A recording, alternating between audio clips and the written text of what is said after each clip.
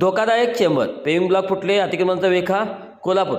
धोकादायक चेंबर, फुटलेले paving block, अतिक्रमणाचा वेखा अशी विदारक स्थिती आरआरबी कंपनीने शहरात केलेल्या रस्त्यांच्या फुटपाथची झाली आहे. महापालिकेचे दुर्लक्ष झाले आहे. रात्रीच्या वेळी चेंबरमध्ये पडण्याचा धोका आहे. तसेच फुटपाथवर अतिक्रमण झाल्याने रस्त्यावरूनच पथकारांना इजा करावी लागत आहे.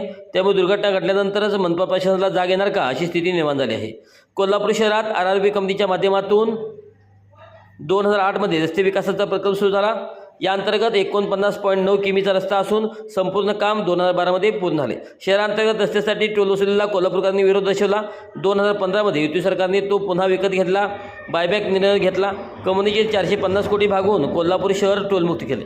यानंतर मनपाकडे रस्त्याची जबाबदारी आली, परंतु मनपाकडून या रस्त्याकडे दुर्लक्ष होत आहे.